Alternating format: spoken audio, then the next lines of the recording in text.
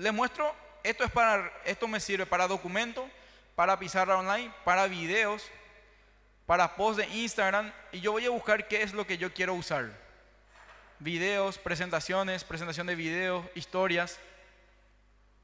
Entonces yo voy a usar hoy un flyer y voy a diseñar desde cero.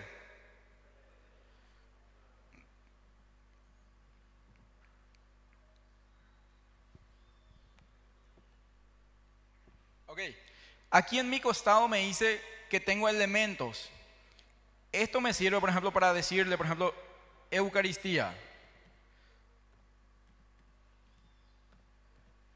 Y voy a buscar y me da imágenes sobre Eucaristía. Yo puedo subir archivos, o sea, la foto que yo saqué yo puedo subir, yo puedo hacer un dibujo y yo puedo hacer proyectos. Y aparte de todo esto, ya me da unos diseños preestablecidos. Y yo le voy a poner nuevamente Eucaristía.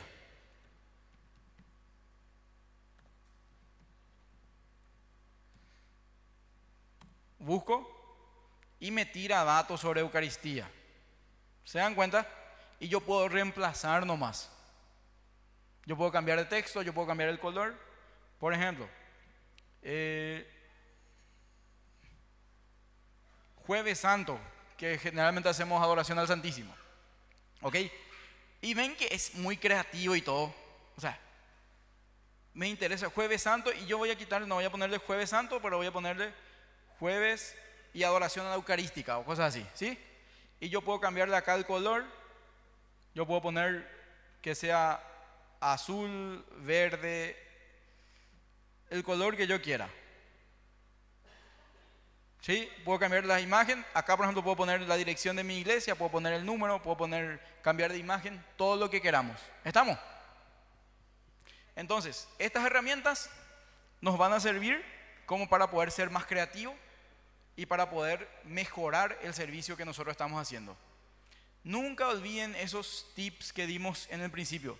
Sirve lo que estoy comunicando, hace puente, hace comunidad, ayuda a sanar heridas. Eso tiene que ser como nuestro norte.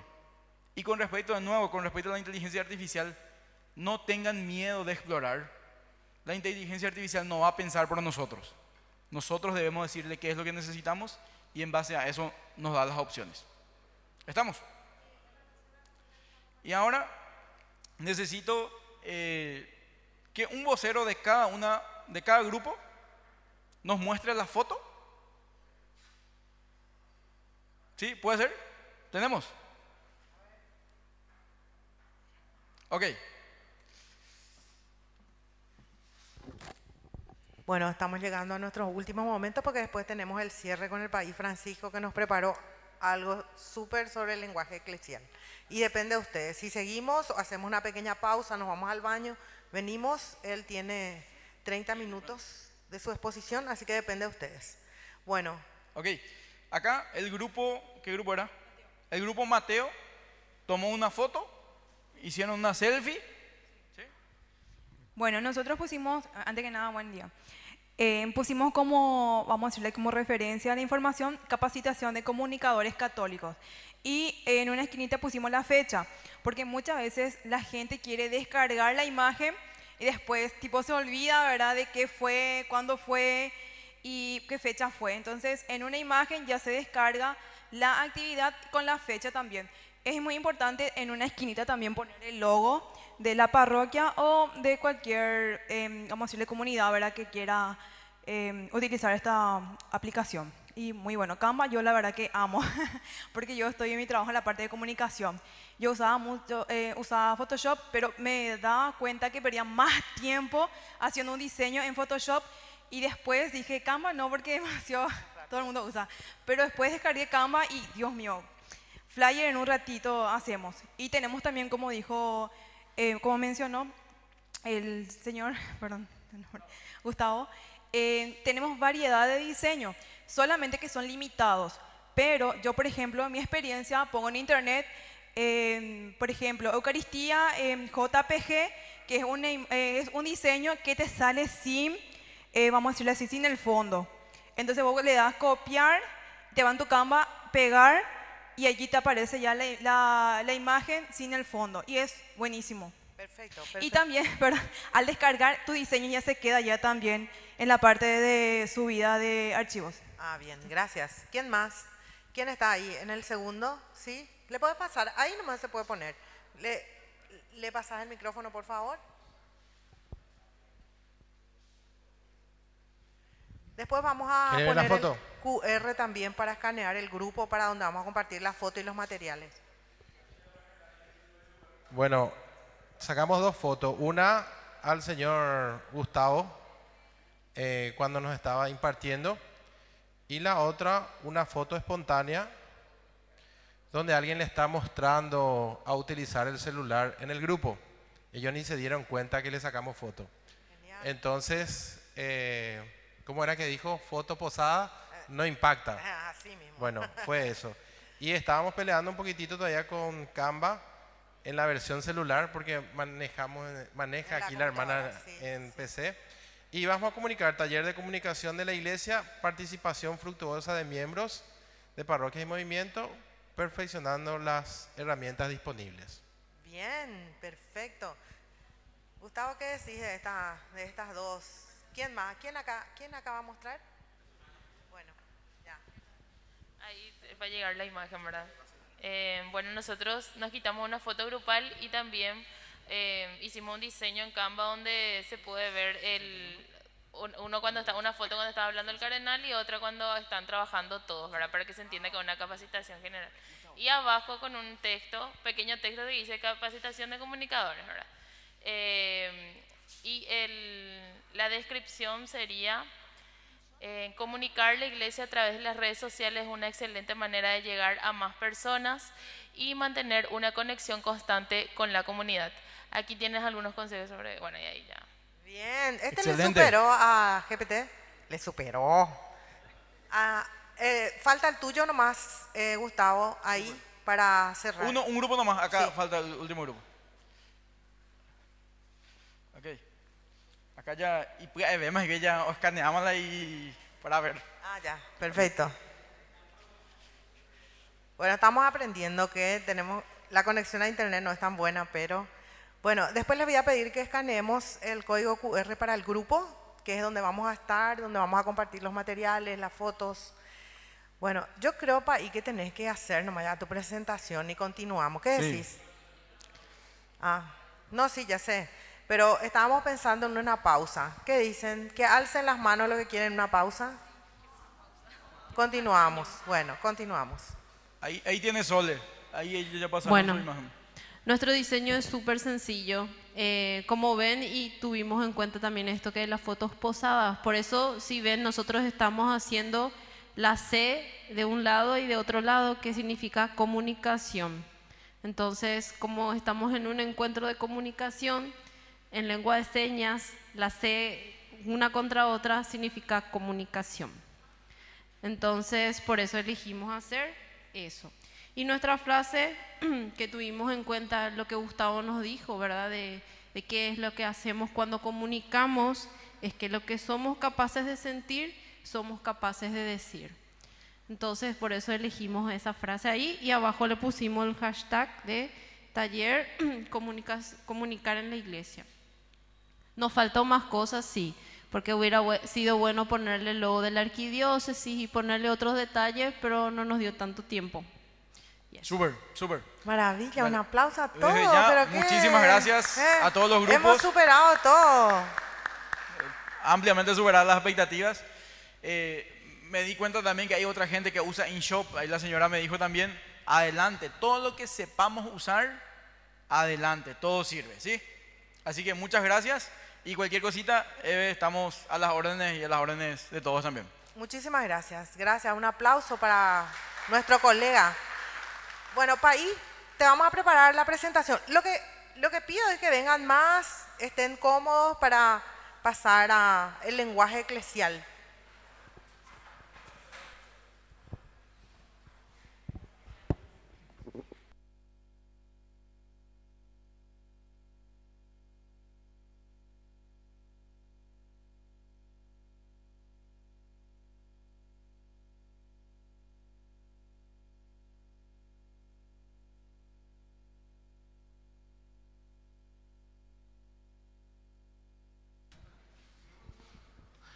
Yo sé que estas cosas cansan, sobre todo porque me toca a mí, pero es importante a tener en cuenta. Dentro de la iglesia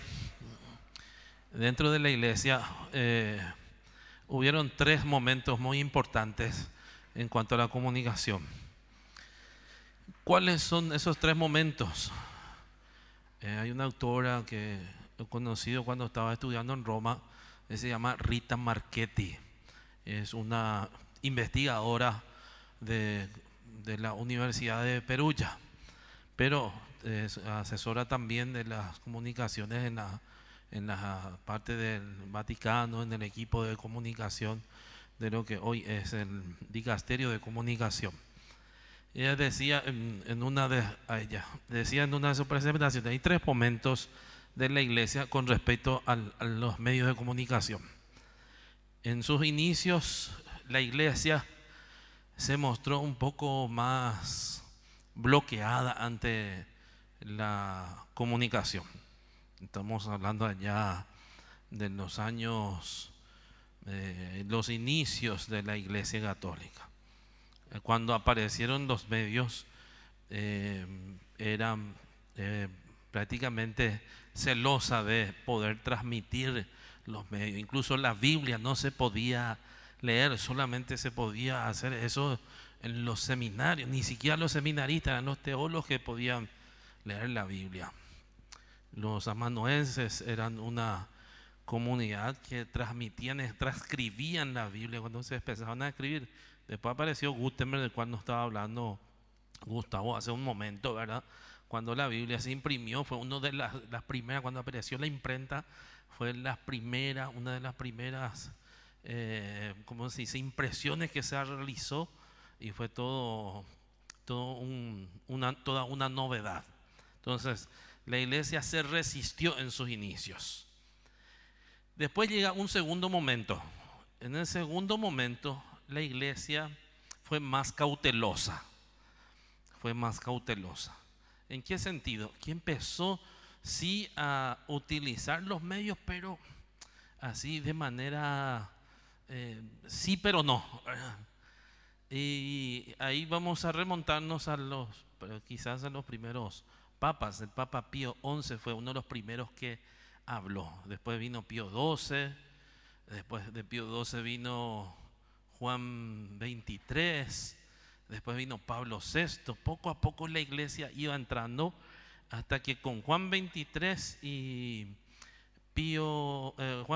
Pablo VI se escriben los documentos que propiamente dicen vamos a usar los medios de comunicación.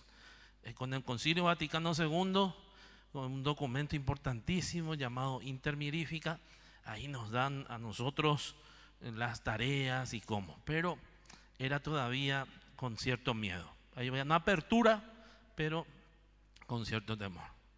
Con Pablo VI, y después de Pablo VI, el pontificado de Juan Pablo I fue cortito, y vino Juan Pablo II, y Juan Pablo II fue uno de los primeros que nos habló sobre la comunicación. Entonces, empezó a hablar, de hecho había un documento que se llamaba Internet, de nuevo desarrollo de Internet, y Juan Pablo II habla sobre eso.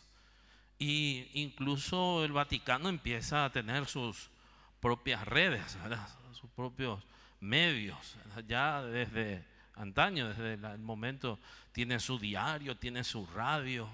Y aquí en Paraguay, paralelamente, a la par que parecía la radio, aquí también teníamos una radio, ¿verdad?, a nivel católico. Entonces, y después vino Benedicto XVI, al que se lo considera, porque Benedicto XVI le dio un poco cuerpo, teología. Entonces le dio cuerpo a la comunicación.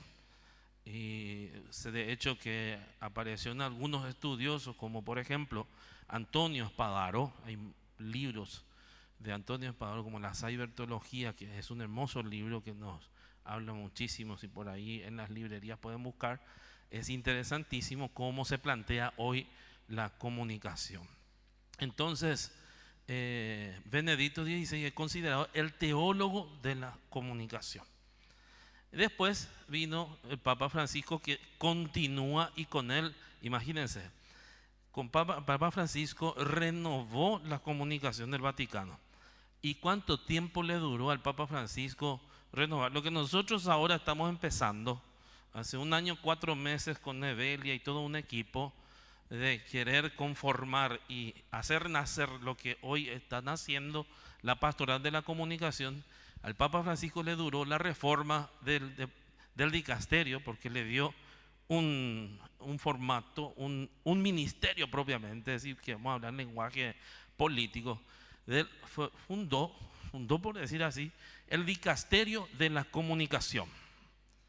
Y el padre, licenciado en cinematógrafo, y teólogo, Vígano, fue el responsable de hacer la reforma del Vaticano a lo que hoy se le denomina en términos comerciales el holding del Vaticano. El holding. Entonces ahí estaba, por una parte, el Observador Romano con su propio director de comunicación. Por otra parte estaba Radio Vaticana con su director de comunicación. Por otra parte estaban las redes sociales que iban apareciendo en las páginas web con su director de comunicación. Y iban apareciendo las redes sociales con un responsable. Todos trabajaban por separados. Entonces, ¿qué es lo que se tenía que hacer? Unificar eso. Y entonces fue Vígano, que no fue muy bien visto, porque cada uno decía, ¿cómo el director de Radio Caritas, cómo él va a venir? Y fue una lucha entre los medios del Vaticano, unificar eso y tener una sola cabeza con un solo criterio comunicacional. Y después de 4 años se logró eso. Después hubo un pequeño problema, como una pequeña crisis por una especie de fake que sucedió con el padre Vígano, que en redes sociales pueden buscar, sobre una continuidad entre lo que Benedicto dejaba, porque renunció el Papa y se llamó al cónclave y asumió el Papa Francisco. Después del cónclave fue elegido Papa Francisco. Entonces él le pidió a Benedicto y dice, ya no podía más, y salió en pequeña carta que él no iba a poder leer esos tomos de comunicación, y se creó un fake, y eso le costó a Vígano apartarse del dicasterio de la comunicación. Y después de mucho tiempo en el Vaticano, en los dicasterios empezaron a asumir en el Vaticano mujeres y por supuesto laicos. Y el actual prefecto de la comunicación es un doctor en comunicación que era el presidente de la TV de la Conferencia Episcopal Italiana, Paolo Ruffini. Ese es el proceso. Entonces se abrió el proceso. 3 momentos que son muy importantes a tener en cuenta. Entonces, importante la pregunta, ¿cómo comunica la iglesia? ¿Cómo nosotros como iglesia pertenecemos a una institución?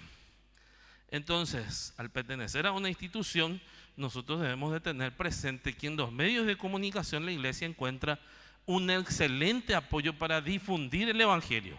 Eso por sobre todo, que ya se dijo hace un momento. Los valores religiosos, para promover el diálogo, la cooperación ecuménica e interreligiosa, así como para defender sólidos principios que son indispensables en la construcción de una sociedad respetuosa con la dignidad de la persona humana, del bien común. También los utiliza para difundir informaciones sobre ella misma y para ampliar los confines de la evangelización, la catequesis y la formación. O sea, ese es un poco nuestro objetivo principal y el cómo comunica la iglesia. Hay 4 ámbitos muy particulares. ¿Cuáles son estos ámbitos de la comunicación? Y esto es importante que tengan ustedes en cuenta. ¿Cuáles son estos 4 ámbitos? Primero, la teología. En la teología están los esfuerzos teóricos e intelectuales, la eclesiología y la teología. Ahí que por ejemplo están. Por ejemplo están lo que dijeron los padres de la iglesia, el catecismo, la doctrina, la enseñanza, las universidades. Entonces, todo lo que se refiere a la teología en sí. La comunicación misma es teología. Cuando el cardenal nos hablaba, Dios mismo, desde el punto de vista teológico, que se comunica. Hay una comunión una comunicación de Dios, que se hace hombre, que se encarna. Después está la catequesis. En la catequesis tenemos el contenido del mensaje cristiano y del mensaje de la fe. Ahí entramos en el ámbito de la educación. Entonces, la catequesis es otro ámbito de la comunicación de la iglesia. El otro ámbito de la comunicación de la iglesia es la información. En la información ¿qué por ejemplo podemos poner como ejemplo? La información tiene un carácter propedéutico, busca la legitimación en el ámbito social, no confesional, y la preevangelización. El Papa, ¿dónde fue en estos días el Papa? ¿Cuál fue su último viaje? ¿Dónde estuvo el Papa? ¿No se recuerdan en dónde estuvo el Papa el último viaje? ¿Qué pasó con el Papa Francisco en estos últimos días? Salió de Altayer. ¿Qué eso puede ser? Y si nosotros buscamos, nos vamos a la fuente de la comunicación del Vaticano, las redes sociales, Vatican News, ¿qué podemos encontrar? Que el Departamento de Comunicación avisa, da una información que el Papa salió de alta. ¿Dónde se fue el Papa? ¿Dónde se fue? ¿Cuándo salió? ¿Se fue a rezar? ¿En dónde? No vieron por lo visto. Se fue a rezar en la Basílica Santa María Mayor. Es importante que nosotros sigamos la información. Informa la iglesia, y eso es lo que hacemos nosotros, informamos. Por otro lado está la pastoral. Es la acción que nace de su identidad. Cada uno de nosotros formamos parte de la pastoral. Aquí hay, por ejemplo, de algún grupo y algún movimiento, está el MFC. ¿De qué dos son ustedes? RCC, ¿qué cosa es? Renovación Carismática. Otro grupo, movimiento. Movimiento Eucarístico Juvenil. Otro ámbito de la pastoral está educación. Ahí está la representante de educación. La Legión de María.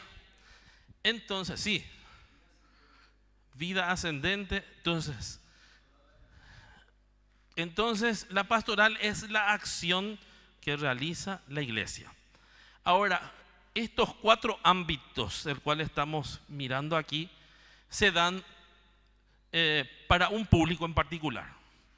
La teología y la catequesis, porque tenemos que mirar a quién comunicamos. Cuando habla el Papa en la teología o la doctrina de la iglesia, cuando se da una catequesis, una formación, nuestro público son los creyentes, porque si habla el Papa, da un mensaje el Papa, una carta escribe el Papa, o se da una formación desde un dicasterio, desde un área de la formación en la fe, entonces ese mensaje ¿para quién es? Es para los creyentes actuales y los futuros creyentes. No es para los musulmanes, por ejemplo, ¿verdad? Es para nosotros los católicos. Y los que todavía no son católicos, o sea, los que van a ser bautizados y van a incorporarse en la fe. En cuanto a la información y a la acción de la iglesia, ¿quién es el público? Somos todos nosotros. O sea, damos una información para los católicos, pero también ¿quién puede ver nuestra red o nuestra comunicación? ¿Quién puede ver? Los no creyentes. Si ustedes se van a mirar, por ejemplo, en un video del Papa en el arzobispado, en el Facebook del arzobispado de Asunción, se van a encontrar que ahí también hay no creyentes. O sea, comunicamos también para quienes no forman parte de la Iglesia Católica. Entonces, esos son los 4 ámbitos. Si pasamos al siguiente, 4 ámbitos específicos. Algunas veces, quizás muchas veces digo yo, la iglesia tiene un problema de comunicación con el exterior. Todo lo que comunicamos es con alguien. No comunicamos a no ser que sea algo interno, ¿verdad? A nivel interno. Cuando se trata de la parte institucional, algunas veces solamente a los miembros, a quienes trabajan dentro de la institución. Entonces, hay veces, tanto a nivel interno, pero como al externo, ya que no consigue hacer llegar el mensaje de Cristo a quienes están afuera. Pensemos, por ejemplo, en una marca comercial. Yo puse ahí unos ejemplos. Si cada departamento interno hace una campaña diferente, pensemos, hoy, por ejemplo, decía Kodas al inicio, ¿verdad? La marca Coca-Cola. Todos conocemos Coca-Cola. Pepsi menos conocemos porque hay menos publicidad de Pepsi en Paraguay. Pero Coca-Cola tuvo una promoción hace poco. ¿Y cuál era la promoción de Coca-Cola? Pongo un ejemplo porque eso me encontré buscando, googleando. Decía, lleva 6, ya un pack, destapar la magia. O sea, si tomás Coca-Cola, abrís, te vas a destapar, encontrar con una sorpresa. O sea, ese era el modo de comunicar. ¿Qué es lo que es la intención de Coca-Cola? ¿Cuál es su intención? ¿Qué es lo que quiere? Vender. Y para vender utiliza algunas imágenes, como estábamos viendo recién en las redes sociales, utilizan una palabra, un eslogan. Me acuerdo cuando era más joven, ahora ya no. ¿Se acuerda una marca Fanta, que es de Coca-Cola? Fanta tenía hace tiempo atrás una figura de Disney. ¿Quién era la figura de la Fanta de Disney? ¿Se acuerdan ustedes, los más antiguos? Era un personaje, un perrito, Tribilín de Disney. Y decía Fanta, un eslogan, Fanta y yo somos amigos. ¿Se acuerdan toditos? Porque veían esa publicidad. Y porque se repite pues esa publicidad cada rato. Entonces, dentro de la misma prensa había otra publicidad, otra marca para vender. Si vamos a hablar en términos comerciales. Bueno, eso, pasamos a otra. Ahí está, no, veo la marca Pepsi. Pepsi, ¿a quién utiliza como figura para hacer su publicidad? Messi. Tiene ahí, dice, Messi llegó al Paraguay, dice. Llegó Messi al Paraguay.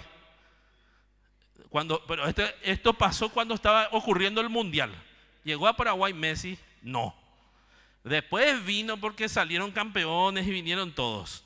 Pero esto salió en el Mundial. Messi llegó al Paraguay. ¿Qué es lo que quiere decir Pepsi con esa imagen? Con la imagen de Messi. ¿A Messi cómo se le considera? Como el mejor del mundo, el mejor futbolista del mundo. Entonces, si nosotros tomamos una Coca-Cola, ¿qué va a suceder con nosotros? Vamos a ser el mejor del mundo. No sé si hay un mensaje detrás de eso. Lo mismo sucede, esa imagen que está ahí, ¿de qué publicidad es? De personal. Y utilizan figuras porque de alguna manera quieren transmitir un mensaje. Quiere decirnos algo. Quiere que compremos eso. Nos vende un producto a través de unas imágenes, a través de algunas figuras que los jóvenes o las personas siguen. Y son influencers, son influentes. Ellos nos dicen, compren esto. Le utilizan a una persona para que venden el producto. Lo mismo sucede contigo. Utilizan a algunas personas, algunas figuras, ¿para qué? Para vender ese producto. Compremos ese producto. Después nomás le llamamos a personal batido que nos hay señal, que esto, que lo otro, ¿verdad? Pero nos vendieron, pues nos dejamos influenciar por estas publicidades. La misma cosa hacemos nosotros dentro de la iglesia. Por eso, lo que el cliente recibe es una información, hay veces contradictoria. No entendemos hasta que vemos lo que hicieron recién con las redes sociales, ¿verdad? Una imagen del Corpus Christi, un mensaje, una imagen dice mucho. Ahora, la Iglesia Católica no tenemos muchas veces un mensaje claro y único. ¿Por qué no tenemos un mensaje claro y único?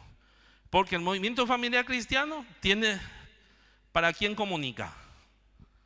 Para las familias. Pero ¿le excluye a quién? Estaban los jóvenes hace rato de pastoral juvenil. Le excluye a los jóvenes. Los jóvenes, ¿para quién comunica? Para los jóvenes, ¿verdad? Porque los flyers, la evangelización. Pero ¿a quién le excluye?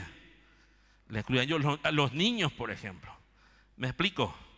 La educación, su información, es para los docentes, para las escuelas, pero ¿a quién le excluye? Le excluyen a los que no están en la escuela, ¿verdad? Entonces, todos nosotros, de alguna manera, en la comunicación, le aceptamos a alguien. Nuestra comunicación es para un grupo de gente, pero excluimos a otros algunas veces.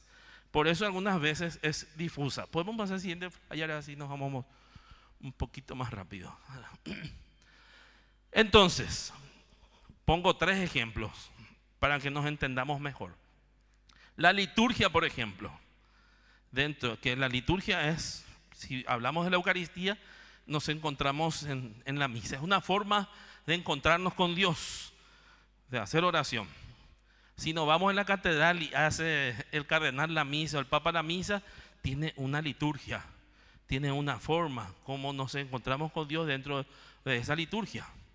Pero, por ejemplo, de la renovación carismática, si nos vamos a una misa de la renovación carismática que nunca no nos fuimos, ¿cómo vamos a sentirnos los que nos vamos siempre a la catedral, que es mucho más, así más celebrativo, más, vamos a ser solemnes?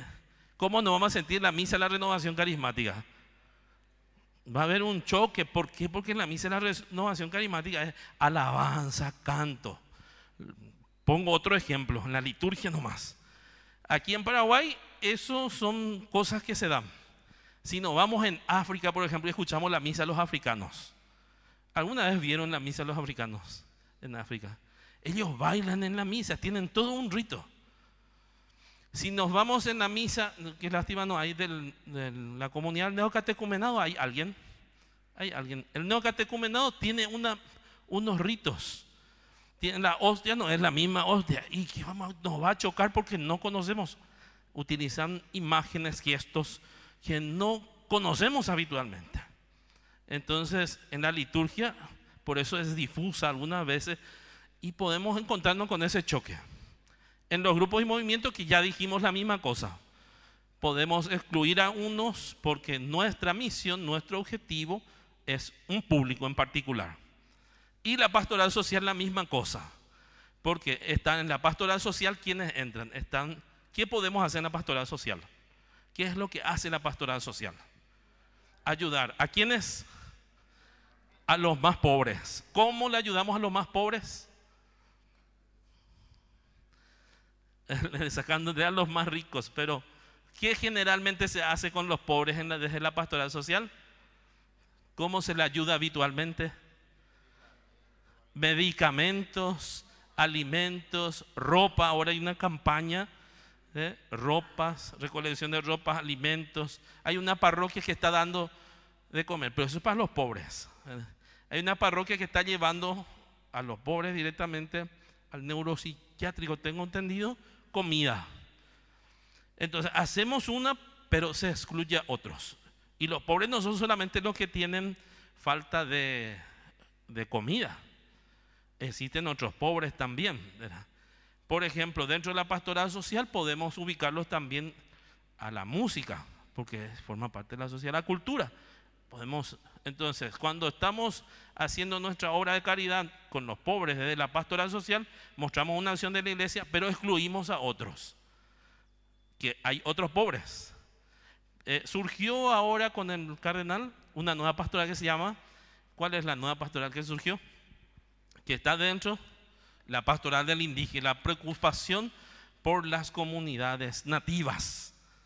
¿Verdad? Que algunas veces se quita, son pobres, sí, y es una preocupación la pastoral social, pero se preocupan solamente de ellos, pero excluye a otras cosas. Vamos a pasar. ¿Me están entendiendo hasta ahí, verdad? Entonces, ustedes, todos nosotros quienes somos encargados de comunicación, la Secretaría de Comunicación, la prensa, o sea, la Secretaría de Prensa, debemos estar listos para difundir las incongruencias, porque estas son incongruencias, porque compartimos solamente una parte de lo que es la iglesia en sí. Entonces, ahora bien, este servicio no será posible mientras no se consiga un lenguaje único para todos nosotros. Hay un único lenguaje para todos nosotros. Un lenguaje que reúna sensibilidades, carismas y actividades que realizamos. Un lenguaje que no trace líneas divisorias entre nosotros. Un lenguaje que es una utopía. ¿Por qué? No puedo, por ejemplo, un carisma, la renovación carismática, fusionar con otro carisma, porque va a ser difícil, ¿verdad? O no puedo fusionar un lenguaje o un carisma, ¿no? Pero hay algo que nos une a todos. ¿Y qué es lo que nos une a todos?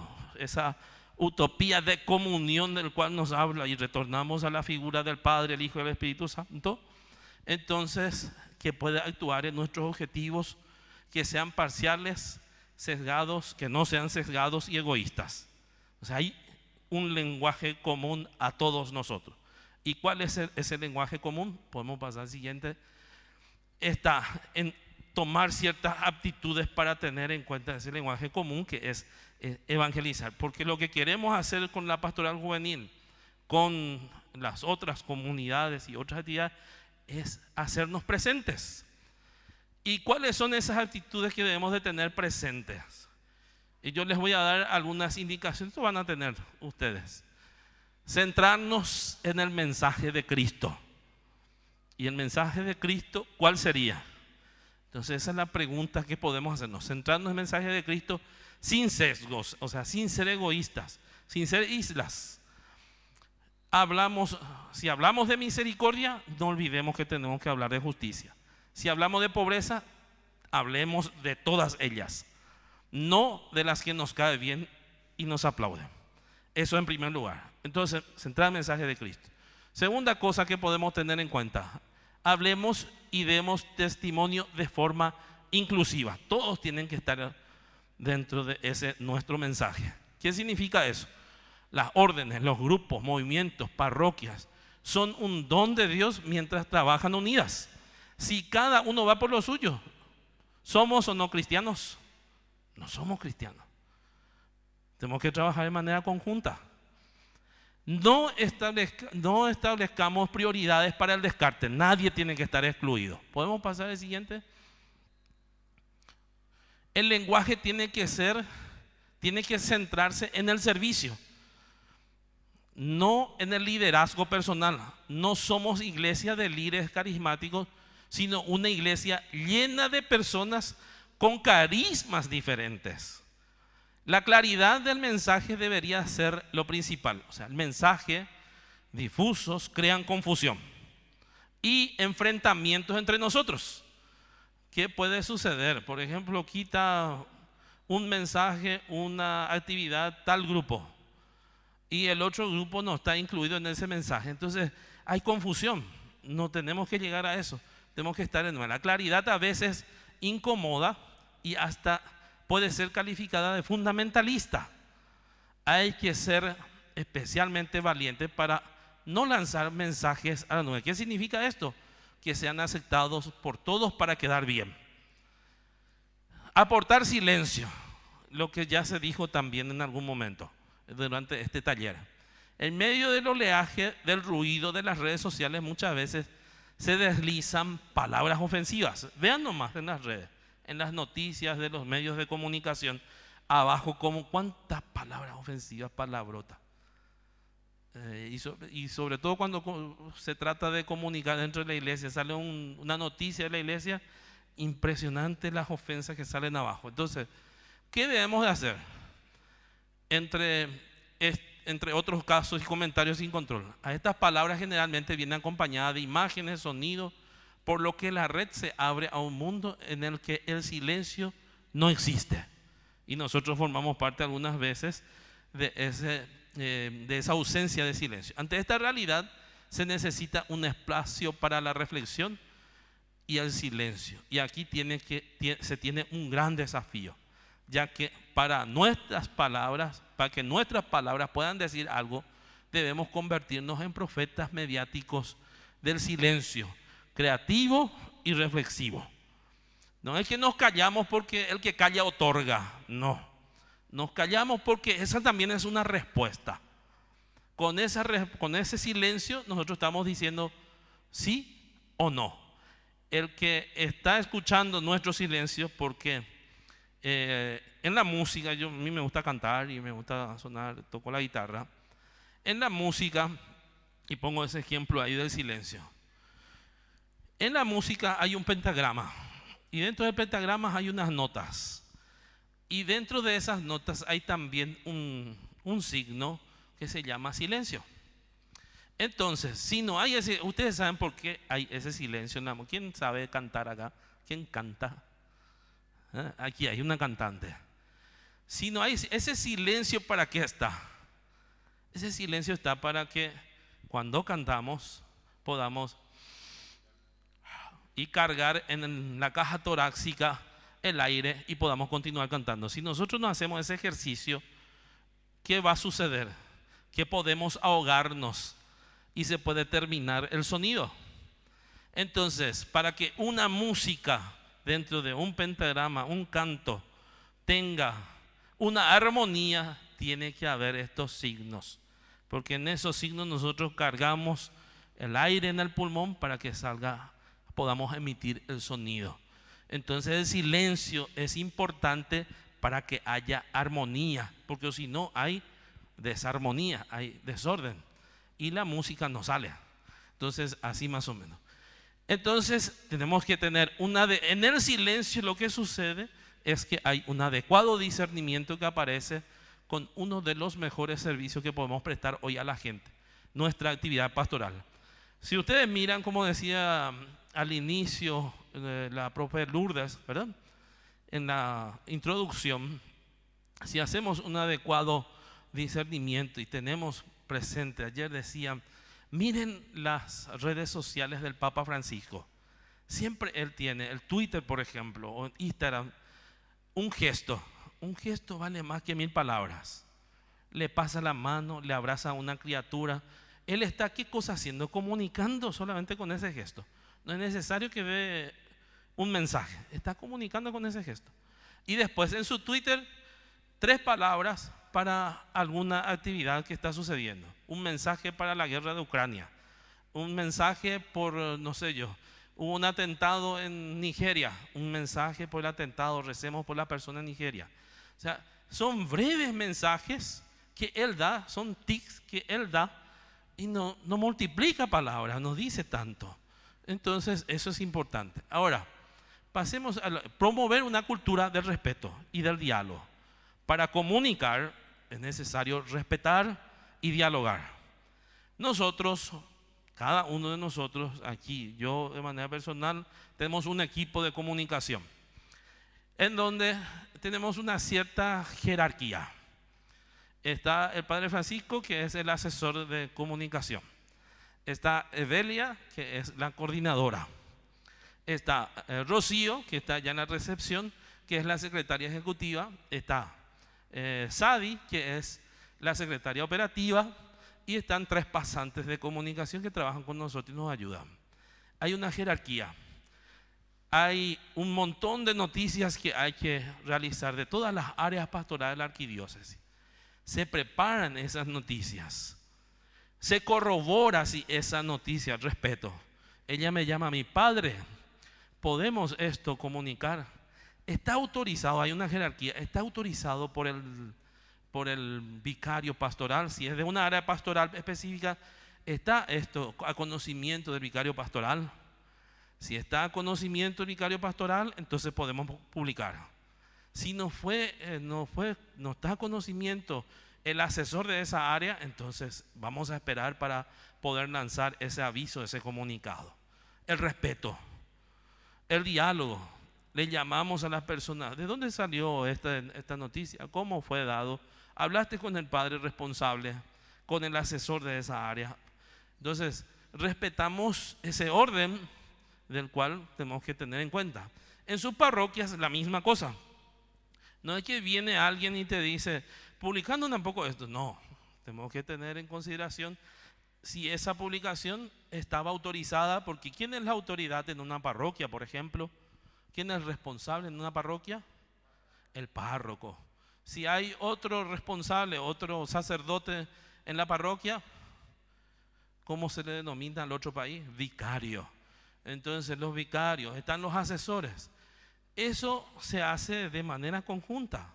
Se presenta, se dialogó, se respetó ese orden para poder comunicar, porque estamos hablando en nombre de mi movimiento, en nombre de mi asesor, en nombre de... Entonces eso hay que respetar y hay que dialogar antes de poder comunicar. Sugerencias, esto es nuevito. Esto se lanzó el documento hace poco tiempo. Ayer hubo una presentación, entonces yo quería de alguna manera presentarles algunos tips de este documento que se presentó ayer en el CELAM. Y el Papa Francisco señala como característica distintiva del estilo de Dios, Jesús mismo en la última cena aseguró que un signo distintivo de sus discípulos sería amarse los unos a los otros como Él los amó. Porque este signo todos lo podrían reconocer como una comunidad cristiana. ¿Cómo podemos reflejar ese estilo de Dios en las redes sociales, en donde nos encontremos, sobre todo en lo digital? Ahí tenemos algunos tips. En primer lugar, dicen, hemos de recordar que todo lo que compartimos en nuestros post comentarios me gusta, mediante palabras habladas o escritas, con películas, imágenes animadas, deben de ajustarse al estilo que aprendemos de Dios, de Cristo. Él es nuestro ejemplo, Él es nuestro influencia al cual nosotros seguimos, quien transmitió un mensaje no solo con palabras, sino con todo su modo de vida, revelándonos así que la comunicación es un nivel más profundo, es la entrega de sí mismo en el amor. Para comunicar la verdad, primero debemos de asegurarnos de estar transmitiendo una información veraz. Y aquí tenemos un gran problema todos nosotros, que nosotros nos llegó un flyer, un aviso, y ya compartimos inmediatamente lo que nos llegó, ese aviso. No corroboramos si es verdadero o falso esa noticia. Entonces, si nos llega un comunicado del Vaticano que el Papa renunció, ¿a quién tenemos que recurrir como fuente? A Vatican News. Si nos llega un comunicado de que, no sé yo, ahora que está enfermo el monseñor Cuquejo, se murió el monseñor Cuquejo, ¿a quién tenemos que recurrir? Al arzobispado. Vamos a mirar la página del arzobispado, vamos a ver si es cierto eso que están diciendo. Si salió un comunicado de, no sé yo, de un grupo, de una parroquia, ¿a quién tengo que recurrir? A esa parroquia de donde salió ese comunicado. O sea, tengo que corroborar la fuente.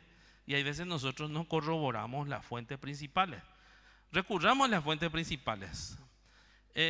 Sobre todo si es de la iglesia a nivel internacional, Vatican News a nivel católico, a nivel todo lo que hace el Papa y lo que dice, ahí está toda la información.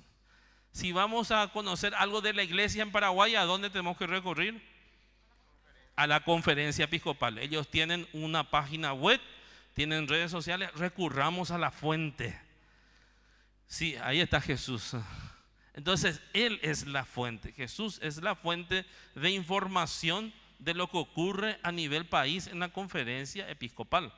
Y después cada diócesis tiene otra vez. Pero si no conocemos, entonces corroboremos. Esta es la página esta es una información verdadera. Si es del Arzobispado de Asunción, hay una página web, hay unas redes sociales, entonces recurramos a esas fuentes. Por último, lo segundo que debemos de recordar, es que un mensaje es más persuasivo cuando quien lo comunica pertenece a una comunidad. Urge que actuemos no solo como individuos, sino como comunidad. Las iniciativas individuales en la producción de contenidos puede parecer una valiosa oportunidad, pero puede convertirse en un problema cuando las actividades individuales se llevan a cabo caprichosamente y no reflejan el objetivo y la perspectiva general de la comunidad eclesial. O sea, tenemos que partir de un plan para poder hacer todo esto. ¿Qué podemos hacer? Lo que ya se nos dijo. En este documento nos dice contar historia. Jesús, ¿qué hacía? ¿Cómo contaba? ¿Cómo se hacía presente en las redes sociales de su tiempo? Contando historias. El Papa nos propone el buen samaritano. Yo les propongo otra, el camino de Maús, los discípulos de Maús. Y para el siguiente taller me comprometo a prepararles un lindo que ya hice con la pastoral juvenil en su tiempo, hace 2 años atrás, un lindo, ¿cómo se dice? Unos contenidos donde digitalmente los gestos que realiza Jesús los podemos utilizar en nuestras redes sociales. Hay todo así un itinerario, son 6 pasos donde podemos nosotros aprender. Y para el siguiente taller me comprometo a pasarles eso. La Pastoral Juvenil tuvo la oportunidad, pero ahí se renueva siempre. Entonces eso es importante, los gestos de Jesús. Contando historias. Jesús, ¿qué hizo? Contó historias siempre. Utilizó el lenguaje de su tiempo. Por ejemplo, las parábolas, el lenguaje de la agricultura, el lenguaje de la ganadería, el lenguaje comercial de los pescadores. Entonces siempre utilizó contando historias uno. Hoy ustedes van a buscar y van a encontrar que se cuentan historias. Hay como que algunas novelas en redes sociales, inspiradoras, o escribiendo, o con imágenes, o con gestos. He visto que algunas cosas se cuentan con historia, empieza con una foto y luego va continuando hasta el final. No dejes de mirar el final. Entonces, a través de fotos se cuenta una historia. O por medio de videos. Eso ya es mucho más profesional como lo hacen, ¿verdad? Están 2 o 3 autores que presentan, por ejemplo, un mensaje sobre la injusticia, sobre la deshonestidad y todo eso. Construir comunidad en un mundo fragmentado. O sea, tenemos que ser constructores de una comunidad. Cada uno de nosotros, desde nuestras redes sociales, somos constructores de una pequeña comunidad. Y de alguna manera entramos en ese lenguaje de que somos influencers. Influenciamos a esa comunidad a la cual nosotros pertenecemos. Esa comunidad que hemos creado a través de las redes, sea WhatsApp, sea Facebook, etcétera, etcétera. Pueden ser micro o macro influentes. No nos preocupemos de que tenemos muchos seguidores o no tenemos muchos seguidores. Lo importante es que seamos responsables a la hora de comunicar algo. Si tengo pocos seguidores, eso no es lo importante. Si tengo muchos seguidores, no es importante eso, la cantidad. Lo importante es la responsabilidad que yo tengo al transmitir un mensaje. Ser reflexivos, no reactivos. ¿Qué significa esto? Que algunas veces caemos en la trampa de los contenidos que siembran conflictos. Yo como cristiano no puedo crear conflicto. No puedo entrar en una discusión. Hay veces queremos defender demasiado cuando alguien le está atacando a la iglesia ahí abajo en los comentarios. No tengo que entrar en esas discusiones. Si es posible, algunas veces a mí me da tanta rabia, algunas veces algunas cositas, ¿puedo entrar a responder? No puedo, tengo que callarme y después, si es posible, si forma parte del grupo de mis contactos, entonces entro y comparto con él mi idea directamente. Para no involucrar en la discusión a todos los otros que no tienen nada que ver, porque se enojó por una cosita nomás ahí. Entonces, personalmente, Jesús nos daba orientaciones sobre eso. Cuando, por ejemplo, si tu hermano ha cometido ¿qué tenés que hacer con tu hermano? Llamarlo personalmente y decirlo personalmente, ¿verdad? La corrección fraterna de la cual nos hablaba. Si es una corrección fraterna, si en este caso no son correcciones fraternas, pero presentar postura, dialogar, escuchar. Bueno, eso es todo. Muchísimas gracias. Esos tips que nos sirvan para que nosotros tengamos presente a la hora de comunicar. Esos son los lenguajes que la iglesia nos propone actualmente con el Papa Francisco. Entonces, llegamos hasta aquí.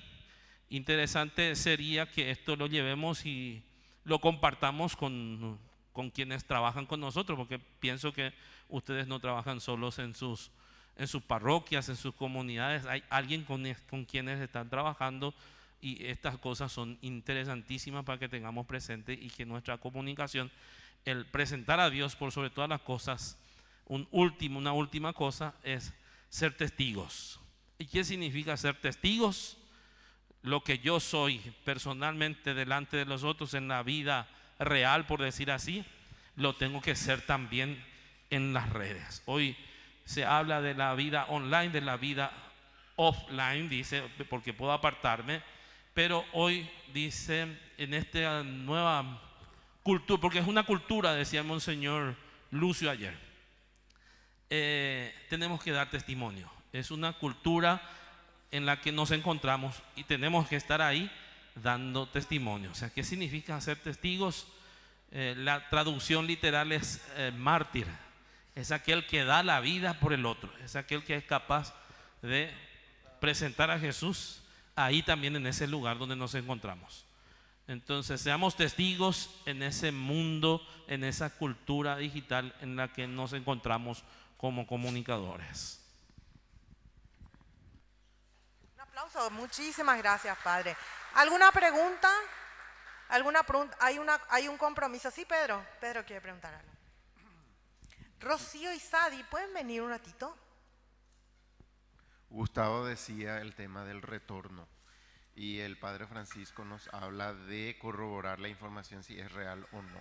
¿Y qué pasa si no tenemos retorno de parte de la persona autorizada que nos tiene que brindar esa información y la información ya está saliendo, ya se está distribuyendo? ¿Qué hacemos nosotros como responsables? ¿Nos callamos hasta que tengamos esa información? ¿Qué hacemos? ¿O le respondemos, le decimos que todavía no tenemos una información oficial que nos dé un margen de tiempo? ¿Cuál sería la reacción? ¿Cuál sería la respuesta que nosotros deberíamos de dar como encargados del área de comunicación?